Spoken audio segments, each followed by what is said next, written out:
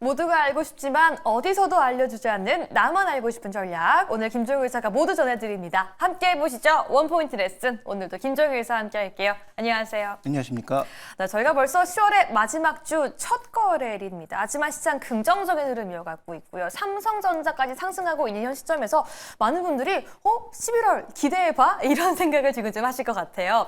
그래서 오늘 주제 이렇게 정해봤습니다. 사실 시청자분들이 이런 기대를 할 만한 이유가 있습니다. 사실 우리 시장 연말에 유독 강했는데요. 이 11월에 예정되어 있는 미국 대선과 FOMC에 대한 불확실성 끝나면 11월은 오를 수 있을지 오늘 함께 파헤쳐 보도록 하겠습니다. 이사님, 11월 시장을 예측하기 위해서 저희가 알아야 하는 중요한 포인트들 함께 알아보시죠. 네, 일단 계절적으로 말씀해 주셨다시피 연말에 강했다라는 것이 정말인지 확인이 필요하죠. 그다음에 지금 우리 시장의 주정의 가장 근본적인 원인은 수출 둔화인데요. 이건 끝날 수 있을지도 점검이 필요한 부분이고요. 자, 마지막으로 어쨌든 외국인들의 대량 매도의 핵심은 삼성전자거든요.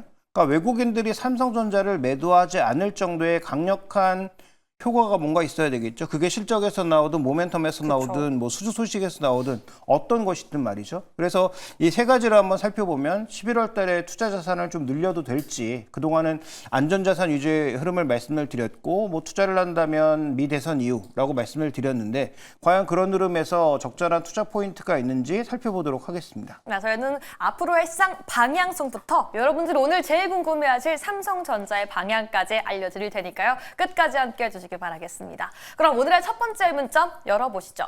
이 시장에 이런 말이 있습니다. 찬바람 불 때는 배당주를 보자. 또 산타 랠리 기대해도 될까요? 그리고 그 뒤에는 까치 랠리가 있다. 우리 시장에서 이렇게 연말의 기대감을 많이 가져가고 있는데요. 정말 우리 시장 연말이 강한 게 맞을까요?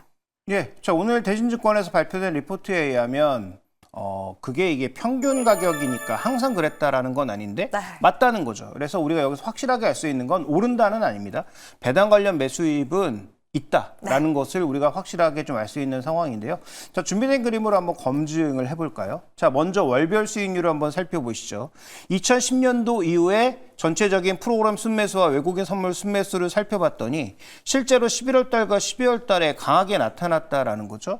그러니까 이 배당 관련 매수가 들어오는 건데 아마 이렇게 생각하실 수 있어요. 배당 얼마나 준다고 그걸 들어와? 라고 생각하실 수 있는데 개인 투자자들의 생각과 기관 투자자들의 생각은 기본적으로 다릅니다.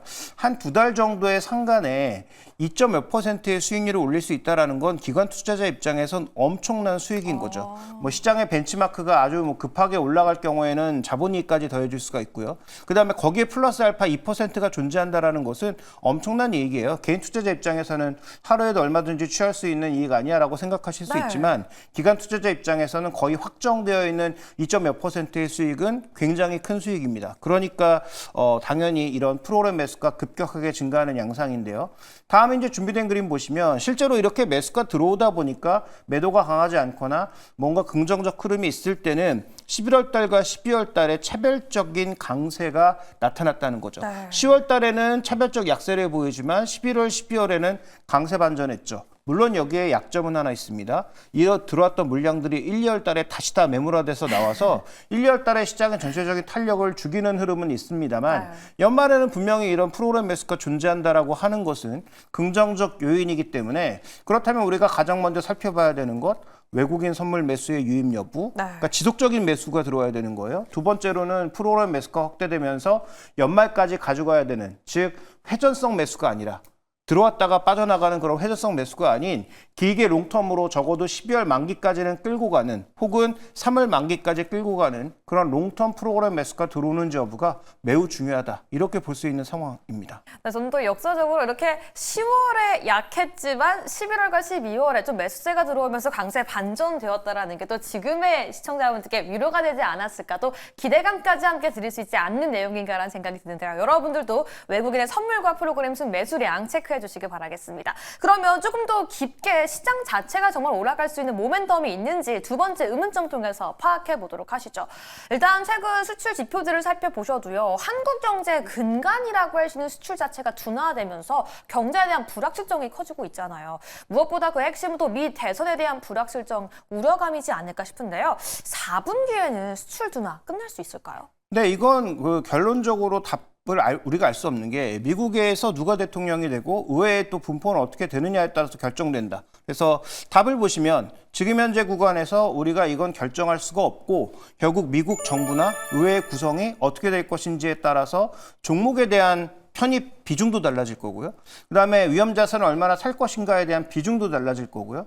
그다음에 미국에서 뭔가 정치적 변동성이 혹시라도 있을 수 있지 않을지 그런 부분까지 시카해 봐야 되기 때문에 여기에 대한 답은 명확하게 드리긴 어렵다. 그렇게 생각이 됩니다만 다만 지금까지의 추세는 분명히 한번 점검해 볼 필요가 있겠죠. 자, 3분기에 한국은행에서 발표한 3분기 GDP는 충격이었다는 거죠. 0.5를 예상했는데 5분의 1밖에 안 되는 0.1이 나왔다라는 점. 그래서 YOY로도 확 떨어지는 모습. 그러니까 2분기가 특이하게 좋았던 것이지 정부가 너무 나이브하게 생각한 거 아니냐라는 뭐 논란은 당연히 생길 수밖에 없는 상황이고요. 다음 이제 준비된 그림 보시면 부문별로 봤을 때 뭐가 떨어졌을까? 의외로 내수가 버티는 가운데 지금 순수출이 떨어졌다는 거죠. 근데 내수도 과연 국내에서 우리 국민들이 내수를 받쳐줬을까?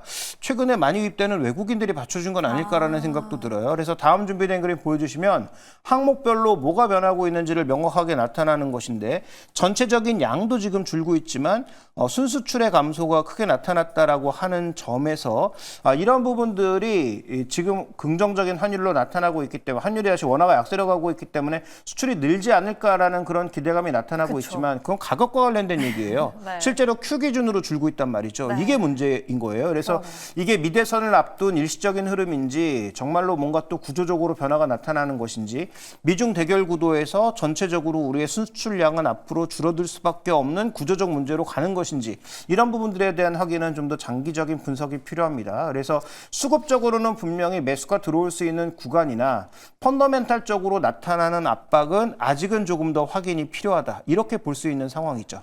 원화 약세 속에서 수출주가 좀 올라갈 수 있지 않을까 기대감이 들어올 수 있지만 결국 트럼프가 이 D-9이거든요. 당선이 확실시 되게 된다라면 관세적인 정책으로 인해서 수출이 회복되기 어려울 것이다라는 좀 의심이 많거든요. 그렇게 됐을 때 주식시장에 대한 영향은 어떻게 될까요?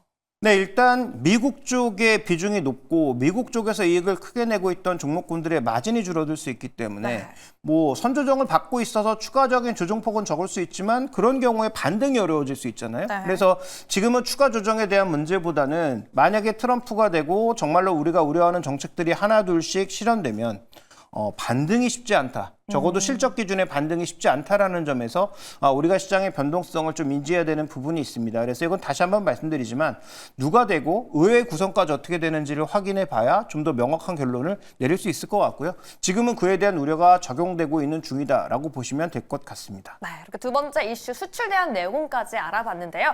오늘 여러분들이 가장 궁금한 내용 이 세 번째 의문점 통해서 알아보도록 하겠습니다. 오늘 삼성전자의 장전의 이슈까지 들려오면서 상승하고 있는데 결국 시장의 상승을 이끌어줄 수 있는 건 삼성전자가 올라야 하는 게 아닌가라는 생각이 다시 한번 듭니다. 아니 장전의 이슈를 보면요. 대만 언론이 엔비디아가 삼성전자 HBM을 공급적인 이슈로 어쩔 수 없이 조건부 승인했다라는 소식이 들려왔는데 어떻게 보실까요, 이 이슈? 네, 뭐 저는 그 이슈는 뭐 별로 크게 영향이 없다. 그동안 너무 반복됐던 이슈라서 별로 이제 놀라지도 않는다라고 보고 있고요.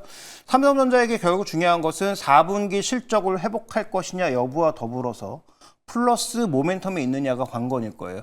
그래서 2분기까지는 우리가 예상하지 않았던 너무 좋은 실적이 나와서 놀랬고 3분기는 좋게 봤더니 또 예상보다 떨어져서 놀랬고 과연 4분기는 3분기를 반복할 것인가 2분기를 반복할 것인가가 중요한데 여기엔 우리가 좀 지켜봐야 되는 중요한 뉴스 한 가지가 있습니다. 그래서 저는 우리가 이 부분을 한번 살펴보면서 삼성전자의 실적을 가늠해 보는 건 어떨까. 오늘의 주가 반등에 대해서도 한번 고민해 보는 게 어떨까라는 생각인데요.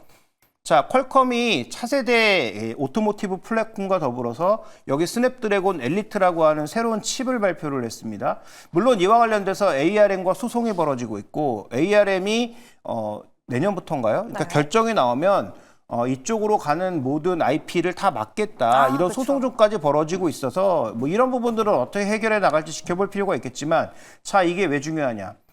이번에 나온 칩이요. 한 번도 구글의 안드로이드 진영의 칩은 애플의 설계를 이긴 적이 없었거든요. 근데 누비아라는 쪽의 설계를 가져다가 ARM의 승인을 받지 않은 상태에서 마음대로 칩을 한번 만들어 봤더니 네. 구글이 지금까지 스냅드래곤 8, 젠 1, 젠 2, 젠 3 이런 식으로 내기다가 이름을 엘리트라고 바꾼 건 획기적으로 뭔가 바뀌었다라는 네이밍을 뜻하는 거예요. 그러면서 퍼포먼스가 싱글코어 기준에서는 애플 수준으로, 멀티코어 수준에서는 훨씬 이기는 수준으로 바뀌었단 말이죠. 근데 이게 지금 CPU만 이기고 있는 게 아니라 CPU, GPU를 포함한 전체적인 퍼포먼스가 대거 올라간 칩이라는 거죠. 네. 그러면서 AI 성능도 좋아졌고, 그래서 이 칩으로 컴퓨터도 쓸 수 있고, 소위 이제 하이 레벨에 들어가는 모든 플래그십 스마트폰에 들어가는 칩이 될 수 있다라는 점에서 주목해 볼 필요가 있는데, 삼성전자 얘기하면서 퀄컴 얘기를 왜 이렇게 길게 해? 라고 질문하실 수 있는데 네. 자, 여기서 핵심 뭡니까? 2분기까지 삼성 실적이 좋았던 거 다른 거 아닙니다. 중국에서 대거로 HBM의 DDR5를 사간 게 실적 호전의 핵심 포인트거든요. 네. 그런데 우리는 이 새 칩으로 새 제품을 만드는 게 빨라야 1월입니다. 네. 갤럭시 S25, 25가 나오는 게요. 그런데 지금 중국은 샤오미, 화웨이, 뭐 오포, 비보 이런 쪽의 전체적인 신제품이 전부 언제 나오냐? 11월 달에 나옵니다. 그러니까 구글의 엘리트를 단 신제품들이 11월 달에 중국에서 쏟아져 나온다는 거죠. 그럼 거기에 들어가는 DDR5는 누가 만들까? 하이닉스가요? 못 만들죠. 하이닉스는 지금 나오는 DDR5를 HBM으로 전부 집어넣어도 부족한 상황입니다. 그러다 보니까 하이닉스에서 제조되는 DDR5는 전부 그리로 갈 수밖에 없고요. 결국 DDR5를 조합한 게 HBM 아닙니까? 근데 그 DDR5를 누가 또 만들어요? 삼성전자가 만듭니다. 네. 그러면 여기에 들어가는 각종 PC, 그다음에 하이엔드 스마트폰에 들어갈 DDR5를 누가 공급한다?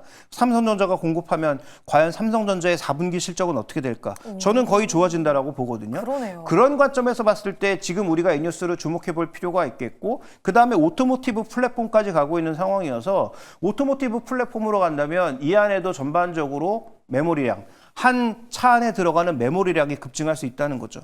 그러니까 이건 삼성전자 실적에 있어서 굉장히 중요한 부분이다. 삼성전자가 어차피 HBM에서 실적을 갑자기 늘리기도 어렵고, 그다음에 또 하나 중요한 것은 이 칩을 만들면서 TSMC가 지금 생산 캐파 부족에 시달리고 있거든요. 네. 그러면 엔비디아 칩 안 만들고 이거 만들어줄까? 전 그렇지 않을 것 그러게요. 같아요. 과거 애플 칩이 돈 됐을 때 엔비디아 칩을 안 만들어줘서 엔비디아한테 욕을 엄청나게 먹었거든요. 근데 지금은 누가 뭐래도 지금 엔비디아 칩을 만들어주는 게 돈이 되기 때문에, 그렇다면 이쪽에 충분한 물량을 할당하지 못하면 결국은 삼성전자가 잘하냐 못하냐에 따라서 비메모리 쪽에서 이러한 물량들도 삼성전자의 일부 물량을 나눠줄 개연성, 뭐 이런 부분들까지도 우리가 확대해서 생각해 볼 수 있다는 거죠. 아니 그러면 오늘 이 시점 바로 이 순간에 삼성전자 이 바닥이 잡혔다라고 보면서 우리 시청자분들 적극적으로 조금 매수를 해야 하나라는 고민도 좀 들 것 같아요. 네, 저는 뭐 분할 매수 관점이라면 뭐 지금 당장도 가능하지만 네. 그러면 당장 내일부터 또 쭉쭉쭉 올라갈 거냐? 그러진 않을 거예요. 네. 관련된 뭐 제품들의 판매량이라든지 이런 것들을 좀 더 확인하는 과정이 필요하기 때문에 저는 뭐 4분기 실적은 무조건 3분기보다 올라온다라고 보는데, 그래도 주가의 반등은 생각보다 느릴 수 있어서 분할 매수 정도의 관점에서 말씀드리고 싶고, 이게 치고 올라오기 시작하면 그러면 외국인들의 매도도 줄어들 수밖에 없겠죠. 그쵸? 그러니까 우리 시장의 매도와 우리 지수의 전반적인 2600선 고정을 만든 가장 원흉은 누가 뭐래도 삼성전자이기 때문에, 맞습니다. 만약에 삼성전자의 반전이 나타나고 분위기 개선이 나타난다면 종목군의 전체적인 파이는 생각보다 작을 수 있겠지만 지수 기준에서는 좀 긍정적 흐름이 나타날 수 있는 게 앞서 말씀드렸던 수급적인 요인과 더불어서 나타날 수 있다는 측면에서 우리가 이 뉴스의 전체적인 향방, 그다음에 관련된 제품들의 판매량, 이런 것들은 좀 지켜볼 필요가 있을 것 같습니다. 네, 우리 시장 연말의 수급과 삼성전자의 향후 상승 가능성 이슈까지 짚어봤습니다. 그럼 오늘의 결론 함께 내려보시죠. 11월 증시 어떻게 예측하실까요? 네, 일단 계절성 매수 유입은 충분히 가능하다. 그렇지만 정책 변수도 마무리 국면으로는 가고 있는데, 다만 누가 되고 어떤 구도로 우회가 바뀌는 것 정도까지는 확인이 필요하다. 삼성전자가 반전이 나오면 결국은 뭐 지수나 전체적인 시장 분위기가 개선될 가능성이 높고, 삼성전자도 제가 보기엔 분할 매수의 시작점으로 다시 왔다. 그래서 올해 제가 벌써 삼성전자 의견을 3번을 바꾸고 있어요. 5월 달에 뭐 긍정적으로 말씀드리다가 8, 9월 달에 조금 부정적으로 다시 말씀을 드렸고, 이제 11월 달 넘어가는 구간에서는 다시 좀 긍정적으로 바꿀 필요가 있지 않을까, 이렇게 보고 있습니다. 좋습니다. 오늘 여러분들이 가장 궁금해하는 시장에 대한 답변 내려봤습니다. 11월 시장과 삼성전자 우리 상승 기대해보면서 오늘 김종우 회사 보내드리겠습니다. 감사합니다.